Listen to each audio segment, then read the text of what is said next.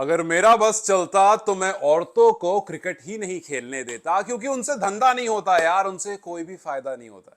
नहीं, ये मेरी स्टेटमेंट नहीं है, ये स्टेटमेंट थी बीसीसीआई के फॉर्मर प्रेसिडेंट, इनफैक्ट आईसीसी के भी फॉर्मर प्रेसिडेंट रहे हुए श्रीनिवासन की, एन श्रीनिवासन की। हाल फिलहाल में 3 हफ्ते पहले की बात है, जब उन्होंने एकदम आकर के कह दिया था कि भैया if I had it my way, मैं इन लड़कियों को क्रिकेट नहीं खेलने देता क्योंकि ये धंधे को फायदा नहीं पहुंचाती हैं। और आज उन्हीं लड़कियों ने एक बार फिर से आमिर खान के डायलॉग में कह दिया है कि भाई हमारी छोरी किसी छोरे से कम है क्या। जी हाँ, जो रोहित शर्मा ने ख्वाब देखा था पिछले पिछले साल नहीं, कुछ साल पहले 19 नवंबर को, आज वो ख्वाब उसी नवंबर के महीने में पूरा किया। रोहित शर्मा के सामने ही उसी ओडीआई फॉर्मेट में हरमनप्रीत कौर की टीम ने, इंडिया पहली बार for the first time ever women के कैटेगरी में अगर आप देखोगे तो वर्ल्ड कप उठाया। और यस, हर तरफ रोहित रोहित का शोर हो रहा था जब रोहित शर्मा का आपको स्क्रीन पर आए थे, लेकिन इंडियन विमेन ने नहीं सोचा होगा, खास करके तब जब वो बैक टू बैक लॉसेस उनके सामने आई थी, कि ये पॉइंट भी आएगा।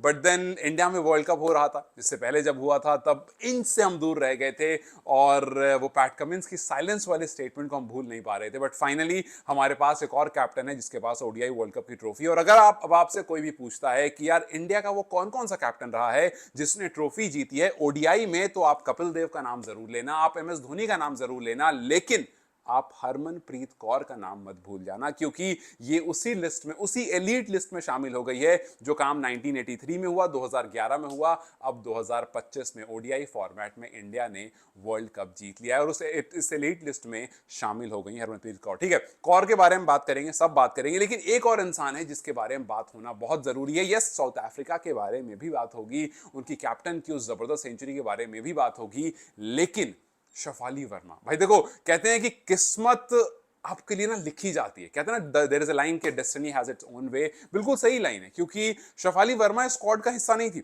वो शफाली वर्मा जो आज प्लेयर ऑफ द मैच बनी है, एक हफ्ते पहले वो स्क्वाड का भी हिस्सा नहीं थी। एक हफ्ते पहले वो डोमेस्टिक क्रिकेट खेल रही थी, डोमेस्टिक टी20 क्रिकेट खेल रही थी। उसके बाद इंडिया का मेन ओपनर इंजर्ड होता है और उनको सेमीफाइनल में कॉल बैक मिलता है। आप सोचो कि वो लड़की जो स्क्वाड का हिस्सा नहीं बनी है, वर्ल्ड कप में उसका नाम नहीं आया, वो कहीं जाकर के अपनी क्रिकेट कंटिन्यू कर रही है, डोमेस्टिक में क्रिकेट खेल रही है, उसको सेमीफाइनल में बुलाया जाता है। हालांकि सेमीज में कुछ बहुत बवाल नहीं करती है, लेकिन क्योंकि इंडिया ने बवाल ऑलरेडी कर दिया था ऑस्ट्रेलिया को एक बड़े 300 प्लस के टोटल से हरा करके, लेकिन फाइनल में बिल्कुल अपनी तरह से वो टिपिकल सहवाग वाली पारी खेलती। काफी लोग शफाली वर्मा को सहवाग से जानते हैं। 78 बॉल में 87 रन की पारी, एक बहुत ही बड़े मैच में प्लेयर ऑफ द मैच बनती है। और सिर्फ इतना ही नहीं, गेंदबाजी करती है तो विकेट भी लेकर जाती है। बहुत क्रूशल टाइम पर जब गेंदबाजी करने आती है, पहला ओवर अपना डालती है, वहां पर एक विकेट लेती है, दूसरा ओवर डालती है, वहां विकेट लेती है। सो बॉलिंग करके 2 विकेट, बैटिंग करके 87 रन, ये जो पूरा का कंट्रीब्यूशन रहता है,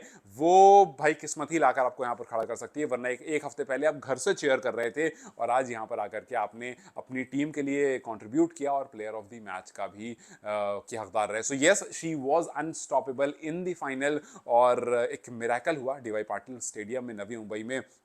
और प्रतिका पुनरावल जो कि इंजर्ड हो गए, जो कि इस टीम का हिस्सा नहीं बन पाई, उनके लिए थोड़ा सा अनफॉर्चुनेट जरूर रहा, लेकिन still she would be very happy कि भाई फाइनली उनके जाने से नुकसान नहीं हुआ and the team made it, because वो काफ़ी अच्छे फॉर्म में थी। इंजर्ड होने से पहले उन्होंने शतक लगाया था, तो वो काफ़ी अच्छे फॉर्म में थी। और उनकी जगह पर जब शफाली आई तो उन्होंने एकदम वहीं से पिक किया जहां से चीज़ें जो है वो छोड़ी गई थी प्रतिका रावल के द्वारा। So yes, Indian women 52 run से इस मैच को जीत गए। 298 का स्कोर बोर्ड पर लगाया था, जिसमें साउथ अफ्रीका जो है वो 246 ही कर पाई। इंडिया के लिए जैसा शफाली ने किया, वैसी दीप्ति शर्मा का भी एक बड़ा कंट्रीब्यूशन रहा। उन्होंने इस पूरे टूर्नामेंट में खैर अपना कंट्रीब्यूशन देती आई है। वो 58 रन की पारी आज खेली और 5 उन्होंने लिया। सो हालांकि मैन ऑफ द मैच की हकदार काफी हद तक ये भी थी, लेकिन इनको मैन ऑफ द मैच नहीं मिला। सो दीप्ति ने 58 बॉल में 58 रन की पारी खेली थी और 5 विकेट लिए थे, जिसमें बहुत क्रूशल विकेट, जैसे 4 बॉल में 2 विकेट जब उन्होंने मिडिल ओवर्स में लिए, वहां पर वो गेम चेंजिंग मूवमेंट था। और वहां पर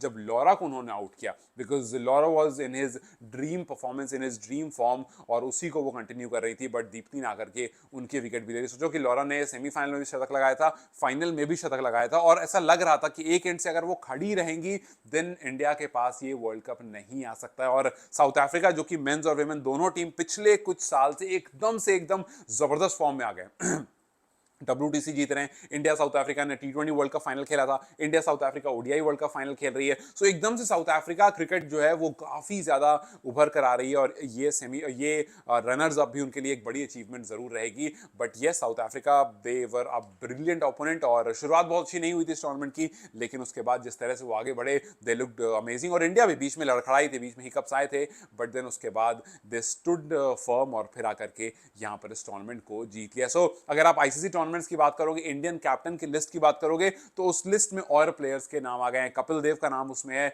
Saurav Ganguly joint winners ICC के चैंपियंस ट्रॉफी उन्होंने जीती थी, जॉइंट में उनका भी नाम है, एमएस धोनी का नाम है, रोहित शर्मा का नाम है और अब हरमनप्रीत कौर का नाम है। सो ये 5 कैप्टन हैं जिन्होंने आईसीसी इवेंट्स जीते हैं और जिसमें पहली विमेन बनी है हरमनप्रीत कौर, बिकॉज इससे पहले कभी भी इंडियन विमेन की हिस्ट्री में वर्ल्ड कप नहीं आया था। खैर इन सब के बीच में एक और खिलाड़ी है जिसका मेंशन होना बहुत जरूरी है, जिसको शायद लोग भूल जाएंगे, उनका नाम है ऋचा घोष, बिकॉज वो हर मैच में क्रूशल टाइम पर आई और क्रूशल रन 8 मैच में लगभग 250 रन 235 रन बनाए, लगभग 40 के एवरेज से 133 के स्ट्राइक रेट से 12 छक्के 23 चौके हर मैच में आकर के अपना वो थोड़ा सा 30 32 35 40 रन का कॉन्ट्रीब्यूशन, जहां पर स्कोर 220 230 280 260 पर रुकता, तो उससे 30 रन या 40 रन अक्सर उनके आने से ज्यादा हो जाता था। So yes, he was also unbelievable. So it was all together combined performance 298 299 का टारगेट और इसको 50 प्लस रन से जीतना, दिस वाज अमेजिंग एंड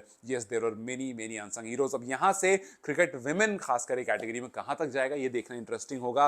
और वो जो स्टेटमेंट थी कि अगर मेरे बस में होता तो मैं इंडियन विमेन से क्रिकेट बंद कर देता, सिर्फ आईसीसी रूल है जिसकी वजह से इंडिया में विमेन भी क्रिकेट खेलती हैं, इस रूल पर एक बड़ा सा ठप्पा नहीं, इस रूल पे एक बड़ा सा साइन लग जाना चाहिए कि this was one of the useless statement that was ever given by someone जो इस पर्टिकुलर पॉइंट पर रह चुका था। And I am very sure कि आज वो अपने सोशल मीडिया को बंद करके बैठे होंगे, बिकॉज क्रिटिक्स उनको छोड़ने वाले नहीं है। खैर काफी बार ऐसा होता है, इस तरह की क्रिटिक्स आती है और जवाब आती है परफॉर्मेंस में। So what's your experience to this, मुझे कमेंट सेक्शन में जरूर बताएं and make sure that you do not forget when you talk about Indian women Indian cricket, उसमें आप कप्तानों में हरमनप्रीत कौर का भी नाम जरूर ऐड करना। खैर anyways, you guys take care, have a lovely Sunday, because it was a lovely Sunday. Have an amazing coming week and let's see what happens to the women, खास करके जिस तरह का टूर्नामेंट रहा है, बिकॉज मेन काफी आगे बढ़ चुके हैं, वेमेन को अब आगे बढ़ना है। स्मृति मंदना